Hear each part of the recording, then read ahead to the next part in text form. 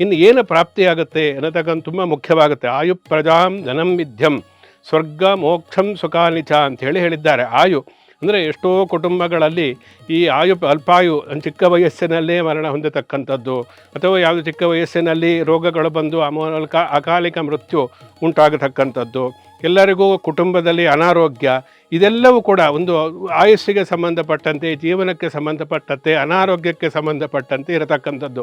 ಇದಕ್ಕೆಲ್ಲ ಒಂದು ಅವ್ಯಕ್ತವಾದಂತಹ ಕಾರಣ ಏನು ಅಂತಂದರೆ ಈ ಪಿತೃಕಾರ್ಯವನ್ನು ಮಾಡದೇ ಇರತಕ್ಕಂಥದ್ದು.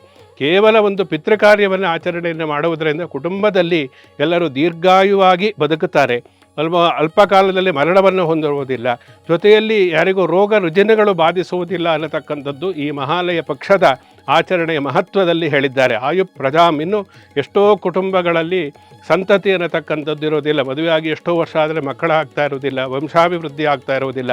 ಇದಕ್ಕೆ ಪ್ರಮುಖವಾಗಿರತಕ್ಕಂತಹ ಕಾರಣ ಏನು ಅಂದರೆ ಪಿತೃಶಾಪ. ನಾವು ಎಷ್ಟೋ ಕುಟುಂಬಗಳನ್ನು ನಾವು ನೋಡಿದಾಗ ಆ ಪಿತೃಶಾಪದಿಂದ ವಂಶಾಭಿವೃದ್ಧಿ ಆಗ್ತಾ ಇರೋದಿಲ್ಲ, ಅಥವಾ ಮಕ್ಕಳು ಹುಟ್ಟಿದರೂ ಕೂಡ ಯಾವುದೋ ಒಂದು ಅಕಾಲಿಕ ಮೃತ್ಯುವಿಗೆ ಒಳಪಟ್ಟುಬಿಡ್ತಾರೆ. ಇಂತಹದ್ದೆಲ್ಲ ಸಮಸ್ಯೆಗಳು ಇರುತ್ತೆ. ಒಂದು ಪ್ರಜಾಂ ಅಂತಂದರೆ ಈ ವಂಶಾಭಿವೃದ್ಧಿ ಆಗುವುದಕ್ಕೆ ಪಿತೃಗಳ ಒಂದು ಕಾರ್ಯ ಅನ್ನತಕ್ಕಂಥ ಪ್ರಮುಖವಾಗಿರುವುದರಿಂದ ಸಂಪತ್ತು ಐಶ್ವರ್ಯ ಪ್ರಾಪ್ತಿಯಾಗಬೇಕಾದರೆ ಪಿತೃಗಳ ಆರಾಧನೆ ಅವಶ್ಯವಾಗಿ ಮಾಡಲೇಬೇಕು ಅಂತೇಳಿ ಹೇಳ್ತಾರೆ. ಮಾಡದೇ ಇದ್ದರೆ ಇದ್ದ ಐಶ್ವರ್ಯವು ಕೂಡ ನಾಶ ಆಗಿ ಹೋಗುತ್ತೆ. ಯಾಕೆಂದರೆ ದೇವತೆಗಳಕ್ಕಿಂತ ಪಿತೃದೇವತೆಗಳು ಪವರ್ಫುಲ್ ಅಂತ ಹೇಳಿ ಹೇಳ್ಬೋದು. ಅದರ ದೇವತಾ ಕಾರ್ಯವನ್ನು ಬಿಟ್ಟರೂ ಕೂಡ ದೇವರಿಗೇನೋ ಅದು ಬೇಕಾಗಿಲ್ಲ. ನಾವು ಮಾಡ್ತಕ್ಕಂಥ ಪೂಜೆಯ ವ್ರತ ನಮ್ಮ ಆತ್ಮಶುದ್ಧಿಗೋಸ್ಕರ, ನಮ್ಮ ಅಭ್ಯುದಯಕ್ಕೋಸ್ಕರ ಮಾಡ್ತೀವೇ ಹೊರತು ಅದರಿಂದ ದೇವರಿಗೆ ಅದರ ಅವಶ್ಯಕತೆ ಏನೂ ಇಲ್ಲ. ನಾವು ಒಂದು ದೇವರ ಪೂಜೆಯ ವ್ರತ ಯಜ್ಞಗಳನ್ನು ಮಾಡೋದ್ರಿಂದ ಆತ್ಮಶುದ್ಧಿ ಆಗುತ್ತೆ, ಅದಕ್ಕೋಸ್ಕರ ನಾವು ಮಾಡ್ತೀವಿ. ನಮ್ಮಲ್ಲಿ ನಾವು ದೇವರನ್ನು ನೋಡುವುದಕ್ಕೆ ದೇವತಾ ಕಾರ್ಯವನ್ನು ಮಾಡತಕ್ಕಂಥದ್ದು. ಆದರೆ ಪಿತೃಕಾರ್ಯ ಅನ್ನತಕ್ಕಂಥದ್ದು ಹಾಗೆ ಅಲ್ಲ.